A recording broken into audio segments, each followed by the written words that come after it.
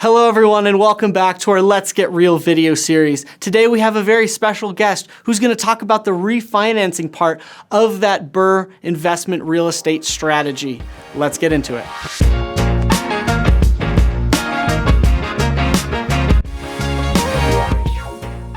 I have the great privilege of standing here with Tim Chase of 719 Lending. We're going to talk a little bit more about the refinancing part of that BRRRR method strategy. So first thing that I have for you today is, when is the optimal time to refinance after you've purchased, you've rehabbed the property, and you have a renter that's cash flowing you? That's a fantastic question. Now, there's going to be a couple different times that you want to look at. The first one is when you got your original loan. There is no prepayment penalty on that, ever. So it's really fantastic. However, wherever you got that loan, they typically have a prepayment penalty. So the mortgage lender will have what we call an EPO, an early payoff. What that means to you is that lender wants you to stay in that house for 6 months. And at that 6-month point, then they're free from those EPO and early payoff charges. The other thing that you want to look at is actually cashing out, Tyler. So you talked about in that BRRRR method, that refinance, pulling that money back out so then you can repeat the method.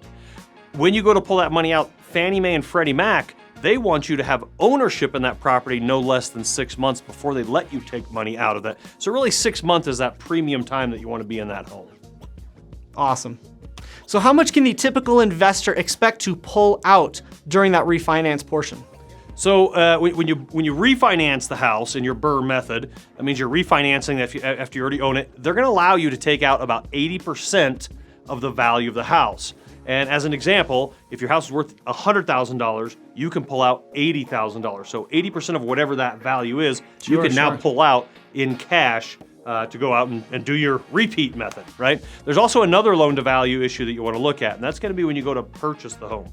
When you go to purchase the home, if you do a Fannie Mae or Freddie Mac loan, then you're going to be looking at an 85% maximum loan to value. But as you said, when you invest in your property, you build the equity in there, right? Of course. So you should have that extra equity when you go to pull that money out.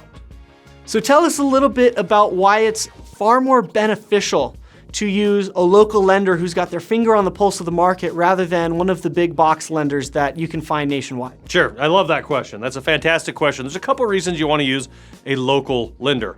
One of them is we understand the local market.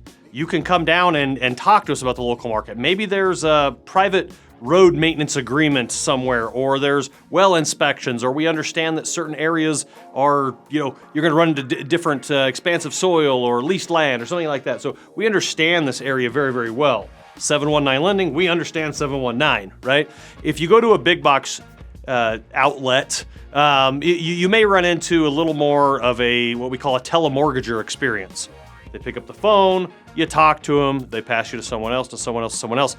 Here, you can come down to our office. Come right downtown. If you're not getting the answer you want, come down, walk in. There's always people there. We'll get you taken care of. Going with a local lender, whether that be a hard money or a local lender like us, traditional lender, is a very, very beneficial thing to do to help you succeed in your BRRRR method. Awesome, thank you. To summarize everything, we were looking at 6 months is really what it's going to take in order for you to cash out and start that process over again to create that infinite BRRRR, and that you can expect to get about 80% loan to value ratio out of that property.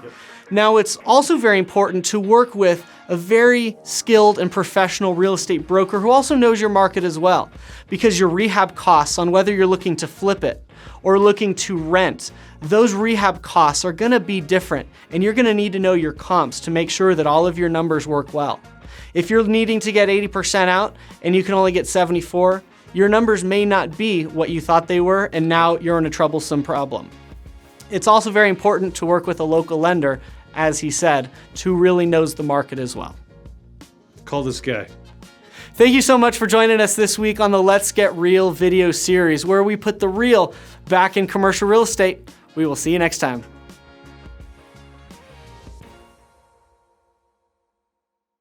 We're going to talk about refinancing. Oh, yeah. Oh, yeah. Tim, don't go on your tippy toes because you're just like You're very tall. Do I need a phone book or two? We got this. No, see, I'm the one. My wife is the slob, and I'm the clean one. So I'm the nagging husband of. Put your clothes in the hamper.